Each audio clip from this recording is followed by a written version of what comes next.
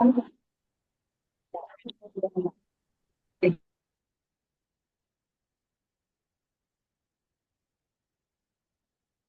ক্লাসে আমরা আলোচনা করব এমএস ওয়ার্ড প্রোগ্রাম বা এমএস ওয়ার্ড সফটওয়্যার নিয়ে। এমএস ওয়ার্ড বা মাইক্রোসফট ওয়ার্ড আমরা যখন কম্পিউটার অন করি, চালু করি, এই কম্পিউটার অন করার পরে, চালু করার পরে আমাদের কি কাজ, সেই কাজটা আমরা করতে পারবো। এবার আমাদের কি কাজ সেটা যদি আমরা না বুঝি, তাহলে আমরা কাজ করবোটা কিভাবে? আমাদের কাজ করার জন্য আগে আমাদেরকে জানতে হবে কাজটি কিভাবে করে, কম্পিউটার কিভাবে অন করে, চালু করে, ওপেন করে, এটা আমরা শিখতে পেরেছি। গত ক্লাসে আমরা সেটা ক্লিয়ার হয়েছে। বাট ওপেন হওয়ার পরে আমরা কি কাজ করতে পারবো বা আমরা কি কাজ করব? কম্পিউটার যখন অন হবে তখন অবশ্যই তো আমরা এই নিয়তেই কম্পিউটারটা অন করে থাকি যে কিছু একটা কাজ করব। সেই কাজটা কি? একটা গেম খেলবো, ভিডিও দেখবো, কোরআন শরীফ পড়বো, ইন্টারনেট ব্রাউজ করব, কম্পিউটার কম্পোজ করব, হিসাব নিকেশ করব, পাওয়ার পয়েন্টের প্রেজেন্টেশন তৈরি করব, ভিডিও এডিটিং করব, গ্রাফিক ডিজাইন করব, কোন কাজটা করব? নির্দিষ্ট কোন একটা কাজ আমাদেরকে করতে হবে বা করব বলে কম্পিউটারটা অন করে। যেহেতু আমরা প্রাথমিক, তাই প্রাথমিক যে কোর্সগুলো রয়েছে ওই কোর্সগুলোর মধ্য থেকে মেইন বা মাস্টার যে প্রোগ্রামটা, সেই প্রোগ্রামটা সম্পর্কে বা সেই প্রোগ্রাম দিয়ে আমরা আমাদের কম্পিউটার যাত্রা শুরু করব। সেই প্রোগ্রামটার নাম হলো এমএস ওয়ার্ড। এমএস ওয়ার্ড এর পূর্ণাঙ্গ মিনিং হলো মাইক্রোসফট ওয়ার্ড। মাইক্রোসফট একটা কোম্পানি, এই কোম্পানির শত শত সফটওয়্যার রয়েছে। এর মধ্য থেকে অফিস অ্যাপ্লিকেশন ক্যাটাগরির কিছু সফটওয়্যার রয়েছে যেগুলো 99% প্রতিষ্ঠানগুলোতে এই সফটওয়্যার গুলো ব্যবহার করা হয়।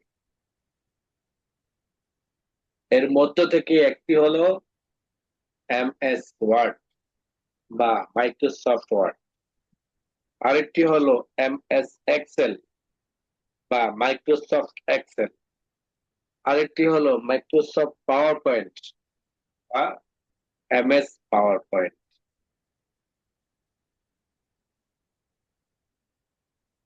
এই যে প্রোগ্রামগুলো প্রাথমিক প্রোগ্রাম, এমএস ওয়ার্ড প্রোগ্রাম, এটা দিয়ে আমরা আমাদের কম্পিউটারের বা অফিসিয়াল যে সকল অ্যাপ্লিকেশন ক্যাটাগরির কাজ রয়েছে ওই সকল অ্যাপ্লিকেশন কাজগুলো এমএস ওয়ার্ড প্রোগ্রাম দ্বারা করতে পারবে। এমএস ওয়ার্ড প্রোগ্রাম যদি কেউ শিখে, শুধু একটা প্রোগ্রাম শুধু ভালো করে শিখে, তাহলে বিভিন্ন প্রতিষ্ঠানে অনায়াসে, বিশেষ করে পাবলিকেশন সেক্টরে তিনি অনায়াসে চাকরি করতে পারবেন। সর্বনিম্ন 15,000 থেকে শুরু করে 45, 50, 60,000 টাকা পর্যন্ত স্যালারি। শুধু এমএস ওয়ার্ডের উপর অভিজ্ঞতা যার রয়েছে ওই লোকটা কখনো বেকার থাকতে পারে না। তার মিনিমাম স্যালারি 15,000 থেকে শুরু হবে পাবলিকেশন সেক্টরে। এই এমএস ওয়ার্ডটা আপনি কিভাবে চালাইবেন, কিভাবে কাজ করবেন, এটির মাধ্যমে কি কি কাজ করা যায় ইত্যাদি সম্পর্কে আজকের ক্লাসে আমরা জানব। মাইক্রোসফট ওয়ার্ড এই প্রোগ্রামের মাধ্যমে বাংলা, ইংরেজি, আরবি, উর্দু, ফার্সি যে কোনো ভাষায় কম্পোজ করতে পারে। কম্পোজকৃত লেখাগুলো সুন্দরভাবে সাজিয়ে গুছিয়ে একটা পেজের মধ্যে প্রিন্ট আউট করতে পারবেন এবং আপনার যে কোনো ধরনের অ্যাপ্লিকেশনের নোটিশ বা লেখা বা যে কোনো প্রকারের ডকুমেন্ট আপনি সুন্দরভাবে মাইক্রোসফট ওয়ার্ড এর মাধ্যমে সম্পন্ন করতে পারবেন। মাইক্রোসফট ওয়ার্ড প্রোগ্রামটা কোথায় পাবো, কিভাবে অন করব? মাইক্রোসফট ওয়ার্ড প্রোগ্রামটা আমরা স্টার্ট মেনুতে গিয়ে অল প্রোগ্রামস এ যাব। অল প্রোগ্রামস এ গিয়ে যখন নিচের দিকে স্ক্রল করব, মাউসের চাকাটাকে স্ক্রল করব, তখন মাইক্রোসফট অফিস নামে একটা ফোল্ডার আছে। মাইক্রোসফট অফিস যখন ক্লিক করব, তখন এর মধ্য থেকে যে সকল অ্যাপস গুলো রয়েছে আপনার সামনে দেখাচ্ছে মাইক্রোসফট এক্সেল, দেখাচ্ছে মাইক্রোসফট পাওয়ার পয়েন্ট, এরকম মাইক্রোসফটের অনেক প্রোগ্রাম এখানে দেখাচ্ছে। আমার এখানে দরকার হলো মাইক্রোসফট ওয়ার্ড। আমি যখন মাইক্রোসফট ওয়ার্ড 2010 ক্লিক করব, তখন এটি ওপেন হয়ে যাবে। প্রশ্ন হলো, মাইক্রোসফট ওয়ার্ড বুঝতে পেরেছি, মাইক্রোসফট ওয়ার্ড এটা বুঝতে পেরেছে এটার প্রোগ্রামের নাম। 2010 এটা 2010 হলো, এটা হলো ভার্সন। আমাদের যেমন মোবাইলের ভার্সন থাকে, ঠিক সফটওয়্যার গুলো যারা তৈরি করে, প্রথম যে সফটওয়্যারটা তৈরি করে সেই সফটওয়্যারের মধ্যে অনেক কিছু অসঙ্গতি থাকে। কাজ করতে গেলে সেই জিনিসটা ধরা পড়ে, তখন কি করে ওই সমস্যাগুলোকে সমাধান করে এবং নিত্য নতুন ফিচার গুলো, নিত্য নতুন প্রয়োজনীয় কমান্ড গুলো অ্যাড করে। অ্যাড করার পরে এটাকে একটা ভার্সন, আপডেট ভার্সন হিসাবে ভার্সন নাম্বার দেওয়া হয়। সেই ভার্সন অনুযায়ী যারা গ্রাহক রয়েছে, ইউজার রয়েছে, তারা ওই ভার্সন গুলোকে ব্যবহার করে।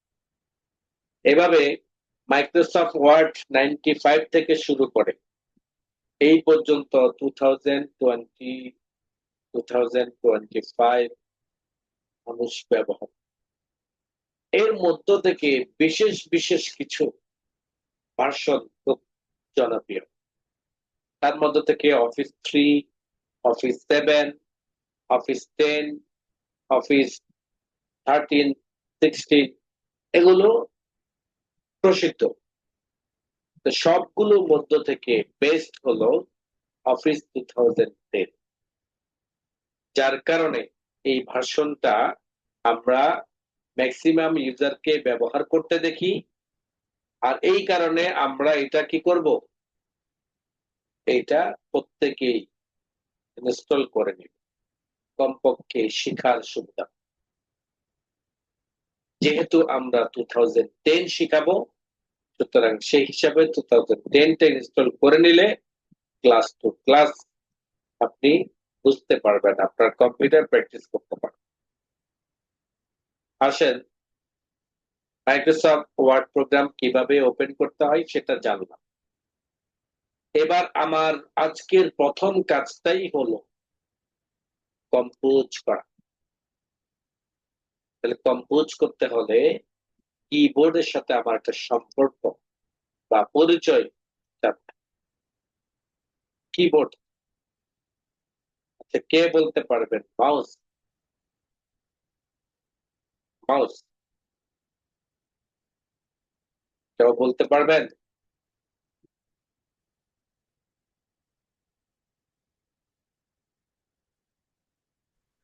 কেউ বলতে পারবেন? স্যার কোনটা? মাউস, মাউস কি? মাউস?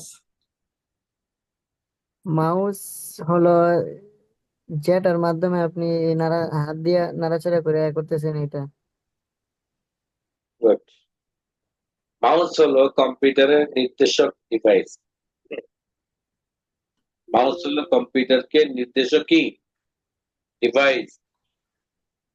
আর কিবোর্ড হলো কম্পিউটারের ভিতরে লেখার কলম বা চাবি। তালা খোলার জন্য চাবি লাগে, লাগে কিনা? তালা খোলার জন্য চাবি জি লাগে। Sir. Recording in progress. Recording in progress. Recording in progress. Recording in progress. Of করেন, যার এখানে ডাবল আইডি অফ করেন, খেয়াল করেন। কিবোর্ড হলো কম্পিউটার ভিতরে লেখার কলাম বা চাবি। তালা চাবি দিলে ঘুরে খোলে, চাবি দিয়ে লক করে। এইভাবে আপনার স্ক্রিনের মধ্যে মাইক্রোসফট ওয়ার্ড প্রোগ্রামের যে পেজটা রয়েছে, সেই পেজটার মধ্যে যদি আপনি লিখতে চান, তাহলে আপনাকে কিবোর্ডের কলমগুলো দিয়ে অথবা কিবোর্ডের চাবিগুলো দিয়ে লিখতে হবে। এক একটা চাবির এক একটা নাম, এক একটা চাবির এক একটা নাম। কোনটার নাম এম, কোনটার নাম এন, কোনটার নাম বি, কোনটার নাম ভি। এই বাটনগুলোর মাধ্যমে আমাদেরকে কিবোর্ডের সাথে হাতকে অ্যাডজাস্ট করতে হবে। এখানে পূর্ণাঙ্গ কিবোর্ড তুলে দেওয়া হয়েছে। এখানের মধ্যে কিবোর্ডের একটা পরিচয় পর্ব তুলে ধরা হয়। পূর্ণাঙ্গ কিবোর্ডের মধ্যে কোন সাইটকে কোন নাম হিসাবে বা কোন নামে মানুষ ডাকে, ওই সাইটগুলো এখানে তুলে ধরা। এখানে দেখতে পাচ্ছেন নিচে 6টা শিরোনাম রয়েছে, শিরোনাম বা হেডলাইন। একটা হলো typing keys, function, indicator, control, navigation এবং নিউমেরিক। এই নিউমেরিক 6টার মধ্যে 6টা কালার দাও, আপনি কালার দিয়েও বুঝতে পারেন। টাইপিং দিয়ে দেখতে পাচ্ছেন এই সেকশনটাকে বলা হয় টাইপিং সেকশন। কন্ট্রোল কিজ, লাল কালি দিয়ে দেখতে পাচ্ছেন কন্ট্রোল, এই যে লাল কালি, এই যে লাল কালি, এগুলোর মাধ্যমে কন্ট্রোল কিজের লাইট গুলো দেখায় অথবা নির্দেশক হিসেবে কখনো কখনো কাজ করে। ফাংশন কি, F1, F2, F3, এগুলোকে ফাংশন কি বলা হয়। নেভিগেশন, এই সেক্টরটাকে বলা হয় নেভিগেশন সেক্টর। নিউমেরিক, এই সেক্টরটাকে বলা হয় নাম্বারিং বা নিউমেরিক কিপ্যাড। এটা একটা পরিচয় জানলেন। আসেন পরবর্তী স্টেপ, হাতটা কিভাবে রাখবেন 3D স্টাইলে দেখানো হচ্ছে। দেখেন, আরেকটু ক্লিয়ার করে দেখানো হচ্ছে। কোন বাটনটা কোন ফিঙ্গারের উপর, এটা উপরে হাইলাইট করেও দেখানো হয়।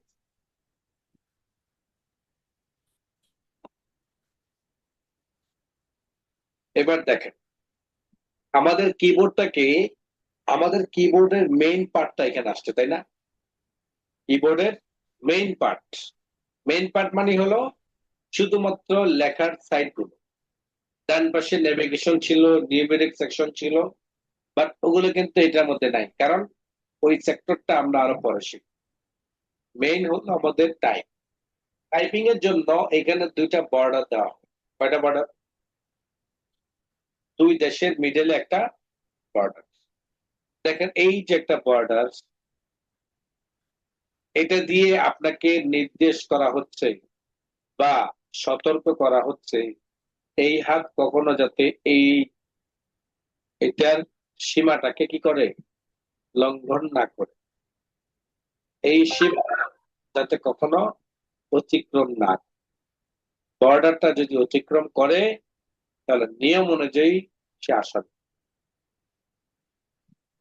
আমি যখন এই সেক্টর নিয়ে কাজ করব তখন আমার বাম হাত নিয়ে কাজ করব। বাম হাত কখনো এই বাটন গুলোর মধ্যে আসতে পারবে না। এভাবে ডান হাত যখন কাজ করবে তখন টি, জি, বি এই সেক্টরে কখনো হাত আসতে পারবে না। হাত সবসময় এটার ভিতরে থাকে। ডাইনটা ডাইন সাইডে, বামেরটা বাম সাইডে। ওইটা বোঝানো হয়েছে সেক্টর। ডান হাত বাম হাত, ডান হাতটা কোন পর্যন্ত চলবে আর বাম হাতটা কোন পর্যন্ত চলবে এটা বোঝানো। আর এখন যেটা বোঝানো হচ্ছে এটা হলো কোন বাটনের জন্য কোন কোন ফিঙ্গার, কোন বাটনটার জন্য কোন কোন ফিঙ্গার। কালার দিয়ে বোঝানো হয়েছে, দেখেছেন তো সবাই? কনিষ্ঠ আঙ্গুলের জায়গা দেখেন কতগুলো বাটন, মধ্যমার জন্য দেখেন 4টা, অনামিকার জন্য 4টা, মধ্যমার জন্য 4টা, তর্জনীর জন্য দেখা যাচ্ছে 8। এইভাবে বাম হাতের তর্জন আঙ্গুল দেখা যাচ্ছে 8টা, মধ্যমাঙ্গে দেখা যাচ্ছে 4টা, অনামিকা দিয়ে দেখা যাচ্ছে 4টা, কনিষ্ঠ আঙ্গুল দিয়ে দেখা যাচ্ছে প্রায় 8 থেকে 9টা। বুঝতে পেরেছেন সবাই? এটা হলো হাত রাখার পদ্ধতি। এই পিকচার গুলো আপনাদের হোয়াটসঅ্যাপে দিয়ে দিন, আপনাদের মেসেঞ্জারে দিয়ে দিন, ওখান থেকে দেখে নিতে পারেন। এবার আসেন কিবোর্ডটা কিভাবে চালাইবেন ওটা দেখানো। কিবোর্ডটা কিভাবে চালাই, আমি এই কিবোর্ডটাকে মাঝে রাখলাম।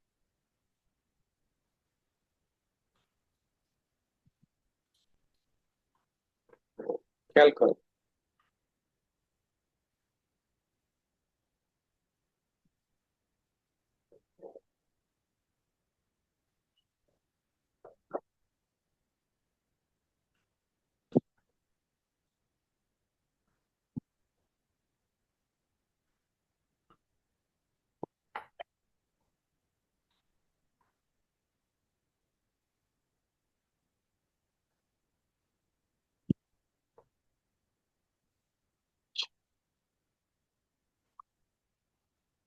এখানে দেখতে পাচ্ছেন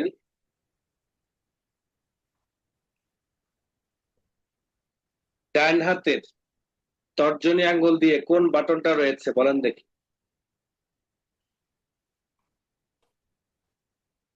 ডান হাতের তর্জনী আঙ্গুল, আঙ্গুলের নামগুলো গতকাল আপনাদেরকে পরিচয় করে দিয়েছে। তর্জনী আঙ্গুল, ডান হাতের তর্জনী আঙ্গুল কোন কালারটা রয়েছে? কথা বলেন, কথা বলেন,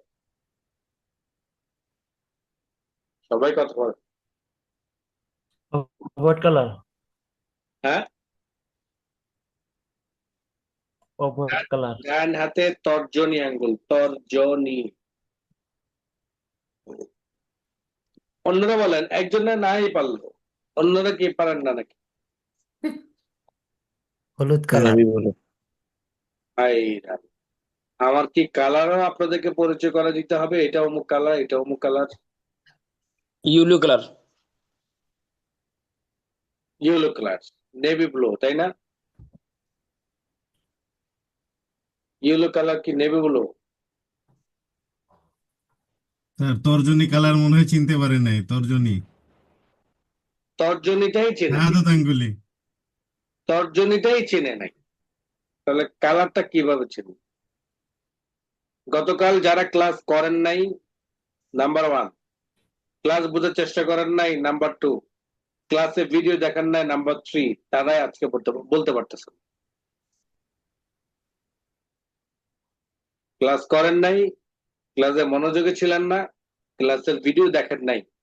যদি দেখতেন তাহলে আঙ্গুলের কমপক্ষে আঙ্গুলের নামগুলো মনে রাখার কথা। কেননা এই নামগুলো আপনার যে শুধু টাইপিং এর জন্য লাগবে এমনটা নয়, বরং বিভিন্ন সময় বিভিন্ন কাজে লাগতে পারে। তর্জনী কোথায় রয়েছে বলেন? ডান হাতের তর্জনী কোন কালার রয়েছে?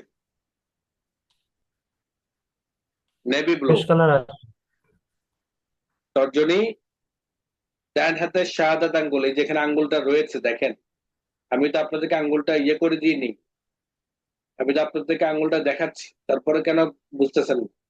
ডান হাত, এখানে কয়টা হাত আছে? কয়টা হাত? দুইটা, 2টা হাত। ডান হাত কোন দিকে আছে বলেন? ডান দিকে। ডান হাত কোন দিকে? ডান দিকে। ডান দিকে, ডান দিকের এই শাহাদাত আঙ্গুলের নামটা কি বলেন? তর্জনী। এতক্ষণ বলতে পারেন নাই কেন? কেন বলতে পারেন নাই বলেন, বা কেন বলেন নাই? বলেন, কথা বলেন। কেন বলেন নাই, কেন বলতে পারেন নাই? এরপরে আঙ্গুলটার নাম কি বলেন? মধ্যমা, তারপর? মধ্যমা, অনামিকা, তারপর? অনামিকা, কনিষ্ঠ, কনিষ্ঠা। সবকিছুই তো জানেন, তাহলে কেন সাইলেন্ট আছেন? স্যার ওই এইটা আমরা বুঝতে পারি না, ওই যে রঙের কালারটা, এটার নাম মনে হচ্ছে না। রঙের কালারটা আপনি তো কাছাকাছি বলতে পারেন যে নীল নীল লাগে, তাই না? এই কথা তো বলতে পারতেন, এটাও তো বললেন। খেয়াল করেন, এই 4টা আঙ্গুল আমি হাত রাখলাম, হাত রাখার পদ্ধতিটা হলো জে কে এল সেমিকোলন। জে কে এল সেমিকোলনের উপর আমার এই 4টা আঙ্গুল বসবে। তর্জনী জের উপর, মধ্যমা কে এর উপর, অনামিকা এল এর উপর, কনিষ্ঠা সেমিক্লোনের উপর। বাম হাতের তর্জনী আঙ্গুল বসবে এফ এর উপর, মধ্যমা বসবে টি এর উপর, অনামিকা বসবে এস এর উপর, কনিষ্ঠ আঙ্গুল বসবে এর উপর। হাত সবসময় এই পদ্ধতিতেই বসবে। এটাই মেন। আমি বসাইলাম জে কে এল সেমিকোলনের উপরে, ডান হাতের তর্জনী আঙ্গুল দিয়ে লিখলাম এইচ এবং জে, এইচ এবং যে এইচ জে, এবং জে। খেয়াল করেন, ডান হাতের আঙ্গুল দিয়ে 2টা বর্ণ লিখলাম, এইচ এবং জে। জে, জে, এইচ এবং জেটা ডান হাতের তর্জনী আঙ্গুলের যে নোকটা আছে, নোকের কালারের সাথে মিলে গেছে। এখানে কালারটা করা হয়েছে নোকের মধ্যে।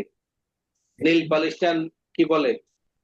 নীল পালিশ বলে না, ইয়া বলে, লিপস্টিক বলে, কি বলে এটাকে? Nail polish, nail polish. হুজুরা নীল পালিশও চেনে, নীল পালিশও চেনেন? জি, যাক জি ভালো। নীল পালিশ যদি না চেনেন তাহলে ঘর থেকে তো বের করে দিবে, কমপক্ষে তো চেনা দরকার। এবার করেন আর না জি করেন, আনেন আর না আনেন। আচ্ছা, ডান হাতের তর্জনী আঙ্গুল দিয়ে এইচ এবং জে প্রেস করলাম, ওকে। মধ্যম জি, আঙ্গুল দিয়ে প্রেস করলাম কে, অনামিকা আঙ্গুল দিয়ে প্রেস করলাম এল, কনিষ্ঠ আঙ্গুল দিয়ে প্রেস করলাম সেমি ক্লোন।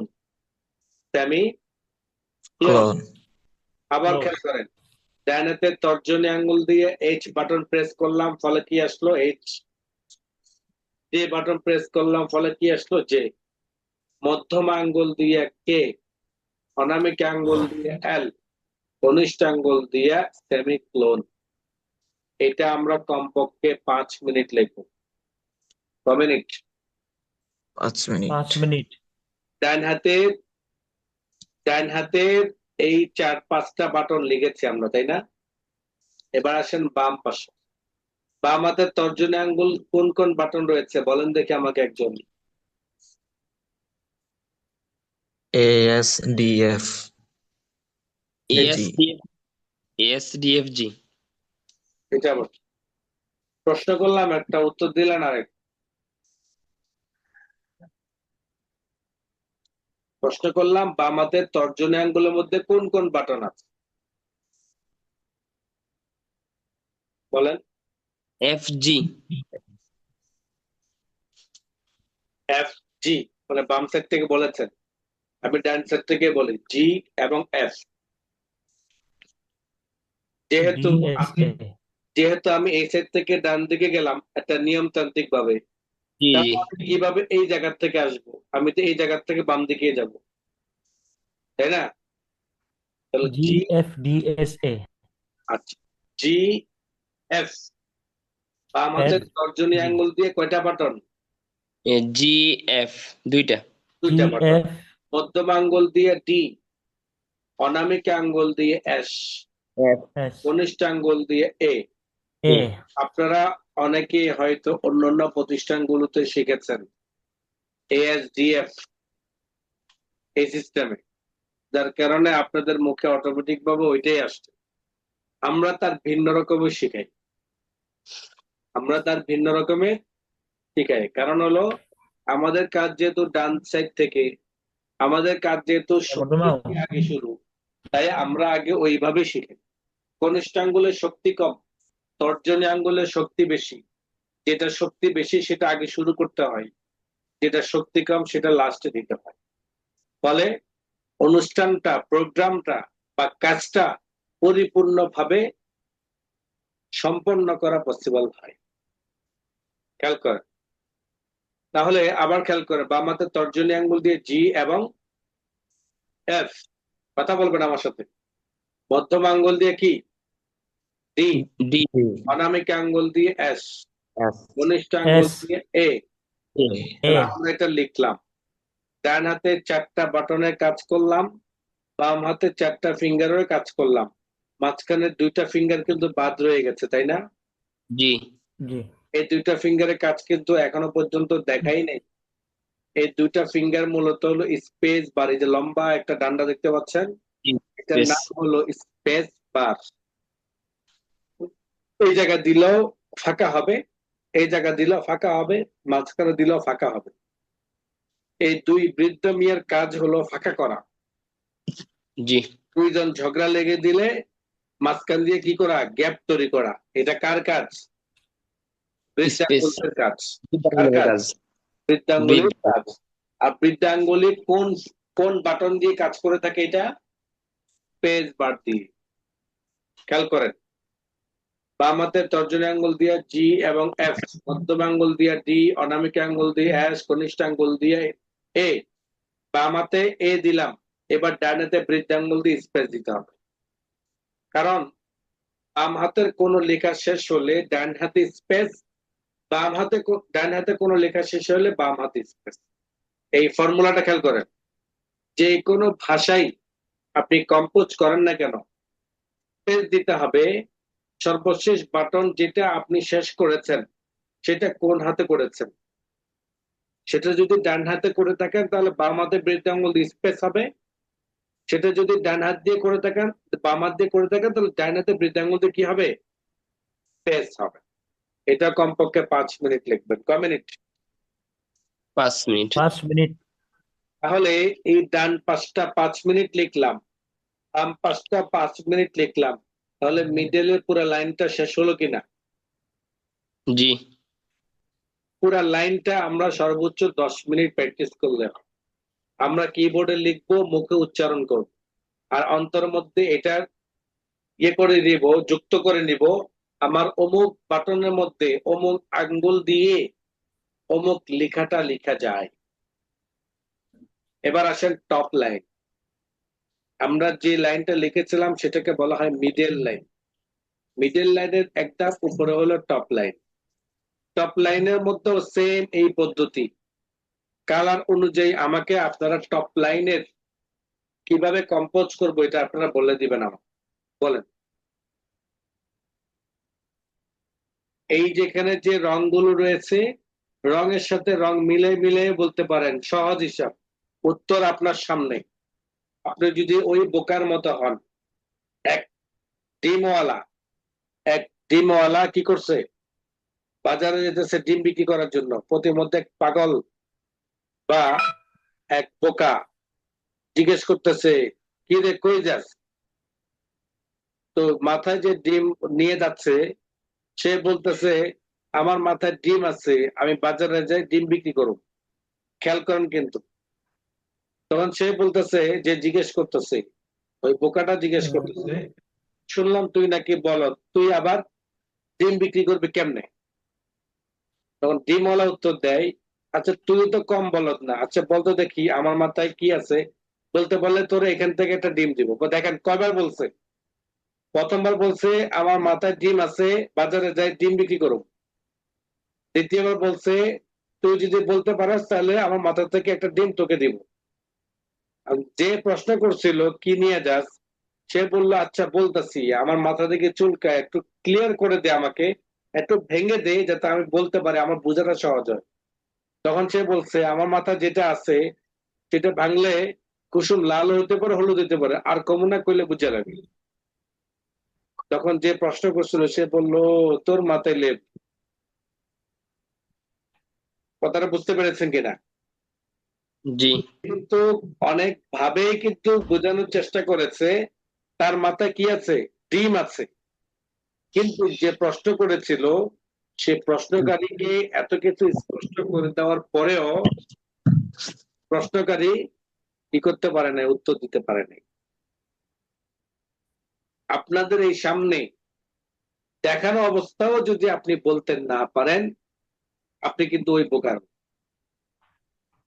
বোকার মতো কিনা? কেন বোকার মতো বলেন দেখি? আমি আপনাকে বলেছি এই কালারের সাথে এখানে কোন কালারটা আছে সেটা দেখে বলেন। YU সহজ। কি বলেন, সহজ কিনা? জি আপনার সামনেই তো উত্তরটা জি। রয়ে দেখছেন। আপনি যদি উত্তর দিয়ে খেয়াল না করে ওই যদি বলেন, গবেষণা করে বললেন যে তোর মাথায় লেবু, তাহলে কি উত্তরটা সঠিক হলো? জি জি না। না। তার মানে জি না বুঝতে হবে সে অমনোযোগী। তার মানে বুঝতে হবে কি, অমনোযোগী। 4-5 বার তাকে বলার পরেও সে বলতে পারে নাই তার মাথায় ডিম, সুতরাং সে অমনোযোগী ছিল। মনোযোগ থাকলে তো কোনো না কোনো ভাবে বলতে পারতো, কি রে ও তো আমাকে বলতেছে মাথার থেকে একটা ডিম দিবে, তার মানে মাথা ডিম। অথবা যেটা বাংলে কুসুম লাল হইতে পারে, হলুদ হইতে পারে, তার মানে ডিম ছাড়া অন্য কিছুই না। আবার সে প্রথম বলছে বাজারে যা মাথায় ডিম আছে বিক্রি করো। অনেক ভাবেই তো তাকে বোঝানোর চেষ্টা করছি, বাট সে বুঝে নাই, অন্য মনস্ক ছিল। আপনি যদি ওরকম অন্য মনস্ক থাকেন তাহলে তার আমার কিছু করার নাই। আমি মনে করবো যে আপনি সেই বোকা। তাহলে বলেন, আপনি বলেন আমি এই মুহূর্তে এই লাইনটা লিখবো নিয়ম অনুযায়ী। এখানে যেভাবে টাইপ করেছিলাম দুইটা ধাপ, এই দেখেন এই জায়গা থেকে প্রথমে আপনাদেরকে বলেছিলাম যে কিবোর্ডটাকে দুইটা ভাগ করা হয়েছিল, তাই না? ডান হাতের জি জি। জি। বাটন, বাম হাতের জন্য কিছু বাটন, তাই না? তো ঠিক এই বাটনগুলো লেখার পদ্ধতি হলো দুই ভাবে, ডান সাইড একবার, বাম সাইড একবার, ডান সাইড একবার, বাম সাইড একবার। তাহলে আমি একবার ডান সাইডের মিডল লাইনটা দেখাইলাম। এবার আপনারা উপরের লাইনটা কিভাবে টাইপ করব সেটা আপনারা বলবেন। বলেন। ওয়াই। তর্জনীর মাধ্যমে YU তর্জনী দ্বারা দিয়ে ওয়াই এবং YU ইউ। You good। দেখ, তার মানে আপনারা সঠিক উত্তর দাদা। আচ্ছা, পরবর্তী আঙ্গুলের বলেন। মধ্যম আঙ্গুলে আই। মধ্যম আঙ্গুলে I তারপর বলেন। অনামিকা আঙ্গুলে দুই ও। আঙ্গুলে অনামিকা ও। মাধ্যমে O গুড। তারপর কনিষ্ঠ আঙ্গুলে পি। কনিষ্ঠ আঙ্গুলে পি। কনিষ্ঠের মাধ্যমে P গুড। তার মানে উত্তরটা কি আপনার সামনে আছে, এখন আপনি দেখে দেখে বলতে পারতেছেন। আবারও বলেন, আবারও বলেন। তর্জনী তর্জনীর আঙ্গুল মাধ্যমে দ্বারা YU বলতে হবে, তর্জনী আঙ্গুলে রাইট হ্যান্ড বলতে হবে, ডান হাত দিয়ে, ডান হাতে তর্জনী আঙ্গুল দিয়ে ওয়াই অ্যান্ড ইউ। ডাইন হাতের তর্জনী আঙ্গুল দিয়ে YU এবং ইউ। গুড। বলেন, তারপরে এবং বলেন, বলে যান।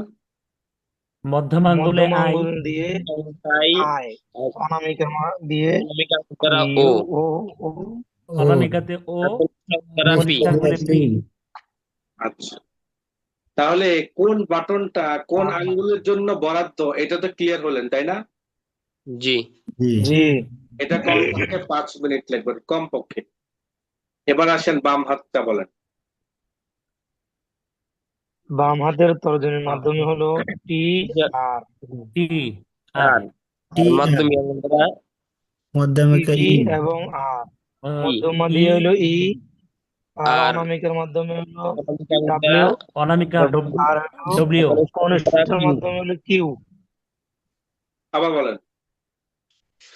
তর্জনী আঙ্গুল দ্বারা বাম হাতের ডান হাতের তর্জনী আঙ্গুল তর্জনীর দ্বারা মাধ্যমে হলো টি R আর আর এবং আর R মধ্যম আঙ্গুল দ্বারা ই মধ্যম আঙ্গুলের মধ্যম মাধ্যমে আঙ্গুলে E ই, অনামিকার মাধ্যমে অনামিকা আঙ্গুল দ্বারা W W ডব্লিউ, আর আর কনিষ্ঠের কনিষ্ঠ মাধ্যমে হলো কনিষ্ঠ Q আঙ্গুলে কিউ। গুড। ক মিনিট লিখতে হবে মিনিমাম? 5 minute 5 5 minute. মিনিট তাহলে 4-5 কি হলো 20 মিনিট। মিডল লাইনটা আমরা 10 মিনিট লিখলাম, লাইনটাও 10 মিনিট লিখলাম। এবার আসেন হলো বটম লাইন, মানে নিচের লাইন। নিচের লাইনটা বলেন এবার। তর্জনী আঙ্গুল দ্বারা ডান হাতের তর্জনী আঙ্গুল দ্বারা এন এম। N M. মধ্যম আঙ্গুলে ক্রস চিহ্ন। কমা। কমা। কমা। জি এই যে নিচে যে বাটন, প্রত্যেকটা বাটনে দুটো করে বর্ণ আছে না, নিচের জি বাটন নাম বলবেন, বলেন। এন এম বলেন। অনামিকা আঙ্গুল দ্বারা রড। মধ্যম হলো ডট। ডট। ডট। আর অনামিকার কনিষ্ঠ মাধ্যমে আঙ্গুল ডট। দ্বারা অবলিক। হলো অবলিক অবলিক। প্রশ্নবোধক চিহ্ন। আবার বলেন। ডান হাতে তর্জনী আঙ্গুল দিয়ে কনিষ্ঠ আঙ্গুল দ্বারা ডান হাতের তর্জনীর মাধ্যমে এন এম। N M.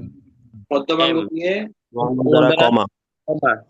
অনামিকা দিয়ে আঙ্গুল দিয়ে কনিষ্ঠ আঙ্গুল দিয়ে অনামিকা আঙ্গুল দ্বারা ডট। ডান হাতে আর তর্জনী আঙ্গুল কনিষ্ঠের দিয়ে মাধ্যমে হলো অবলিক। এম, মধ্যম আঙ্গুল দিয়ে কমা, অনামিকা আঙ্গুল দিয়ে ডট, কমা। কনিষ্ঠ আঙ্গুল দিয়ে অবলিক। ডট এটা কমপক্ষে আমরা 5 অবলিক। মিনিট লিখবো। কয় মিনিট? 5 মিনিট। 5 এবার মিনিট। আসেন বাম সাইড, বলেন। বাম সাইডের তর্জনী আঙ্গুল দ্বারা তর্জনীর মাধ্যমে হলো বি বি এবং ভি। ভি। আর মধ্যম বি আঙ্গুল দ্বারা এবং ভি। সি। মধ্যম মধ্যে সি। অনামিকা আঙ্গুল দ্বারা এক্স, অনামিকার মাধ্যমে এক্স। কনিষ্ঠ আঙ্গুল দ্বারা জেড। এরপরে কনিষ্ঠ কনিষ্ঠের আঙ্গুল মাধ্যমে হলো জেড। জেড। আবার বলেন। তর্জনী আঙ্গুল দ্বারা তর্জনী বাম হাতের তর্জনীর তর্জনী মাধ্যমে আঙ্গুল দ্বারা বি বি এবং ভি। ভি। মধ্যম আঙ্গুল দ্বারা সি।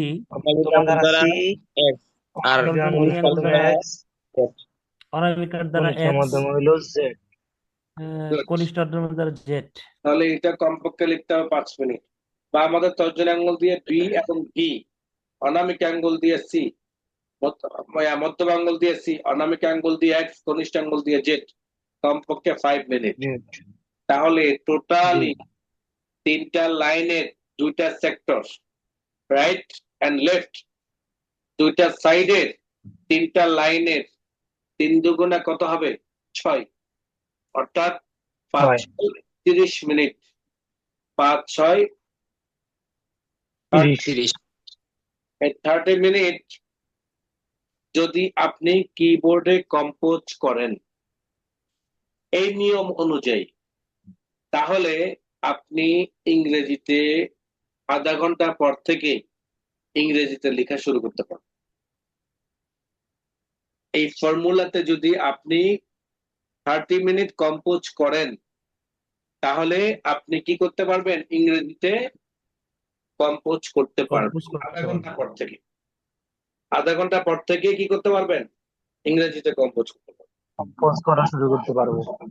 এবার আসেন, কম্পোজটা আপনি করবেন, স্পিড কিভাবে বাড়াবেন? কম্পোজটা আপনি করবেন, স্পিড কিভাবে বাড়াবেন? প্রশ্ন যে আপনি কম্পোজ করলেন, স্পিডটার অন্যদের মতো বাড়াইতে পারবেন। যেমন আমার কথা বলি, আমি কম্পিউটার কাজ করি প্রায় 26 বছর। কয় বছর? 26 বছর। মানে মাশাআল্লাহ। 2000 থেকে 2001 সালে আমি কম্পিউটার হাতে নিয়েছি, আজ পর্যন্ত সে কম্পিউটার উপরে আছে। এই 26 বছরে আমি কম্পোজ করি। আমার সাথে আপনি আজকে যারা নতুন শিখতেছেন, তারা কি, তাদের কি দুজনের কি সমান হবে? জি না। দুজনের জি না। সমান হবে না। কেননা আমি 26 বছর যাবৎ কম্পোজ করতেছি, যার কারণে আমার হাতের স্পিড স্বাভাবিকভাবে একটু বেশি থাকবে। আর আপনিও যখন এভাবে কম্পোজ করতে থাকবেন, তখন একটা সময়ও আপনি আমাকে ওভার করতে পারবেন। তাহলে সেই ওভারটা করতে হলে আপনাকে কি করতে হবে? পর্যাপ্ত পরিমাণে টাইপিং করতে হবে। আপনি পর্যাপ্ত পরিমাণে যখন প্র্যাকটিস করবেন, তখন আপনার হাতের স্পিড বাড়বে। একটা প্রতিষ্ঠানে যখন জব করবেন, তখন অবশ্যই ন্যূনতম একটা স্পিড দেখাইতে হবে, তাই না? ন্যূনতম স্পিডটা কেমন? পার মিনিটে কমপক্ষে 20 থেকে 25 ওয়ার্ড। প্রতি মিনিটে 20 থেকে 25 শব্দ আপনাকে কম্পোজ করে দেখাইতে হবে। তাহলে আপনাকে 25টা শব্দ লিখার স্পিড উঠাইতে গেলে কিছু নিয়ম মানতে হবে। 1 নাম্বার কথা হলো 30 মিনিটে আপনি কম্পোজ শিখে ফেলবেন। তাহলে বাকি সময়গুলোতে আপনি কি করবেন? এবার হাতের স্পিড বাড়ানোর জন্য গেম খেলবেন। হাতের স্পিড বাড়ানোর জন্য কি করবেন? গেম খেলবো। খেলবেন। কিভাবে গেম খেলবেন? একটা গেম আপনাদেরকে দেখাই এখানে। যেমন QUICK space BROWN brown FOX fox JUMPS OVER over the lazy dog ইনকামস। খেয়াল করেন আমি এখানে একটা লাইন লিখেছি।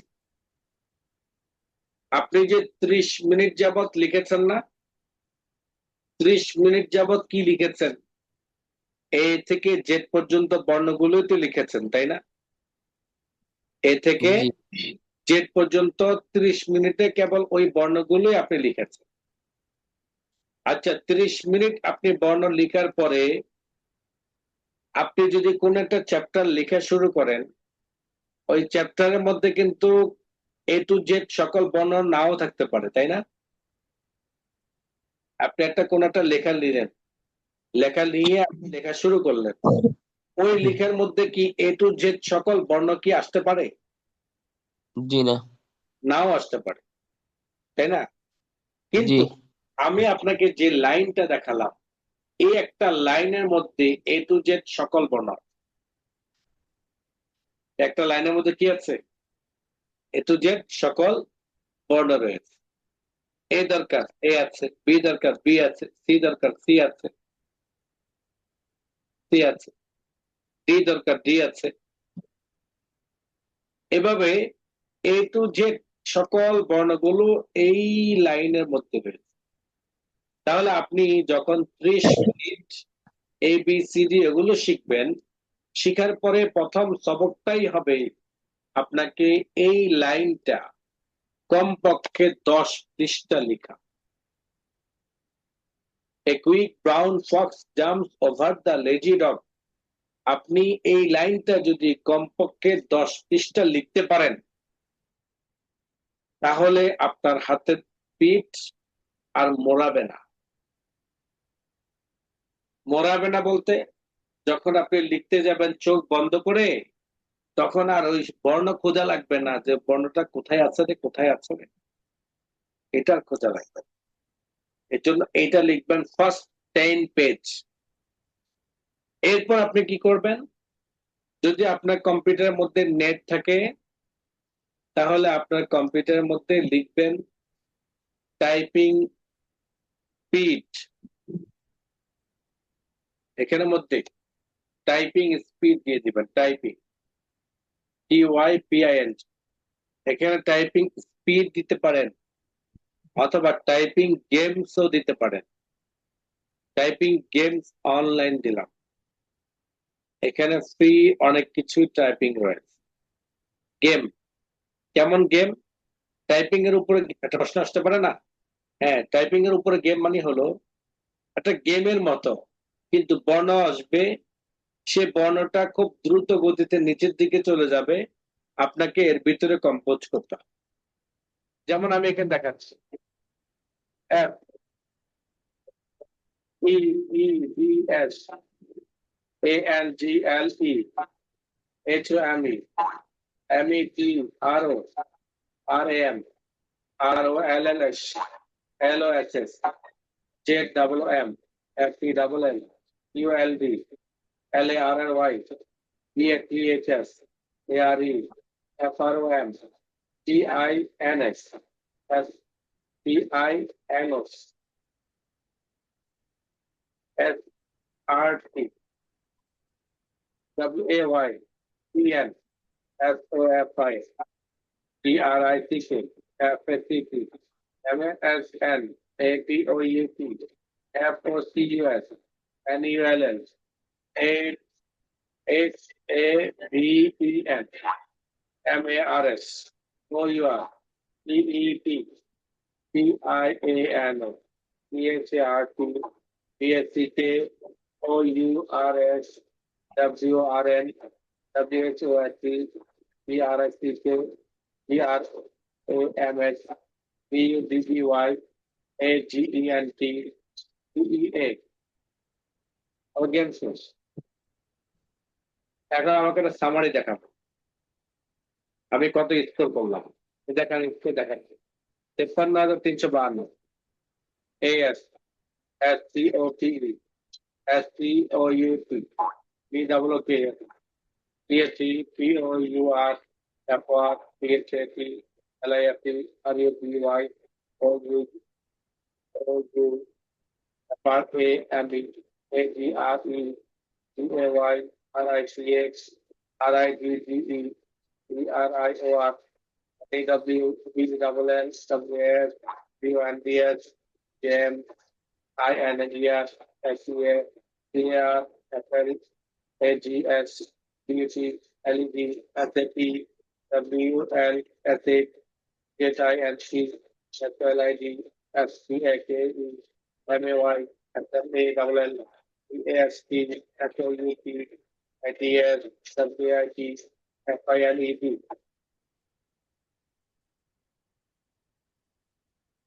বুঝতে পেরেছেন? আছেন না ঘুমিয়ে গেছেন? Yes. তাহলে 30 মিনিট কম্পোজ করার পরে এই লাইনটা 10 পেজ লেখার পরে গিয়ে আপনি এবার গেমস ধরবেন। কেন?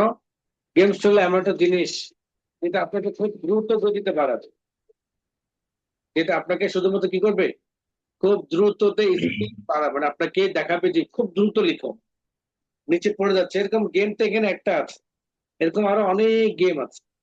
আপনি এক এক সময় এক একটা গেমস খেলে খেলে সময়টা কাজে লাগাইতে পারেন। আবার চাইলে বাচ্চাদেরকে একটা গেম দিয়ে তাদের টাইপিংটাও ধরা দিতে পারেন। ফলে কি হবে, তারা গেমও খেললো, আবার ওই কিবোর্ডের মাধ্যমে কিভাবে লিখবে সেটা তাদের শেখা হয়ে গেল, বর্ণগুলো তাদের শেখা হয়ে গেল। এভাবে আপনারা কম্পোজ করতে পারবেন। তাহলে আমরা জানলাম কিভাবে কিবোর্ড পরিচালনা করতে হয়, কিবোর্ডে কোন বাটনটা কোন আঙ্গুল দিয়ে চালাইতে হয়, প্রেস করতে হয়, এটা আমরা জানলাম। স্পেস কোন ভাবে ব্যবহার করতে হয়, এবং আমাদের কিবোর্ডের মধ্যে দুটো সেক্টর রয়েছে, রাইট এন্ড লেফট, ওইগুলো আমরা কিভাবে কম্পোজ করব। এবং সর্বশেষ গিয়ে আমরা দেখেছি একটা ইংরেজি টাইপ করাটা আসলে আমাদের জন্য অনেকটা সহজ, কঠিন কিছু না। মাত্র 30 মিনিটেই আসলে সম্ভব ইংরেজি টাইপ শেখা। 30 মিনিটে টাইপ শেখা একটা জিনিস, আরেকটা হলো টাইপিং স্পিড বাড়ানো। দুইটার কিন্তু আলাদা, সম্পূর্ণ আলাদা। একটা হলো আমি বাংলা পড়তে পারি, আরেকটা হলো বাংলা থ্রুলি পড়তে পারি, একটা হলো আমি বাংলা লিখতে পারি, আরেকটা হলো বাংলা খুব সুন্দরভাবে বিশুদ্ধভাবে লিখতে পারি। দুইটা কিন্তু আলাদা আলাদা পার্ট। আপনি ইংরেজিতে লিখতে পারবেন 8 ঘন্টা পরে, 30 মিনিট পর থেকে ইংরেজিতে লিখতে পারবেন।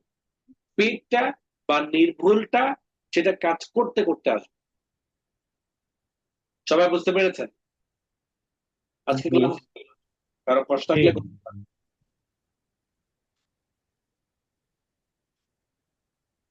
No question. জি, প্রশ্ন আছে কারো? জি না। সবাই ক্লিয়ার? জি ক্লিয়ার। ঠিক আছে, ঠিক আছে। আজকে আলহামদুলিল্লাহ। এই পর্যন্ত সবাই ভালো থাকবেন, সুস্থ থাকবেন। রাত অনেক হয়ে গেছে, সবাই ঘুমিয়ে যান, যেহেতু সকালবেলা আমাদের আমল আছে। সবাই ভালো থাকবেন। আসসালামু আলাইকুম ওয়া রাহমাতুল্লাহি ওয়া বারাকাতুহু। ওয়ালাইকুম আসসালাম। ওয়ালাইকুম আসসালাম।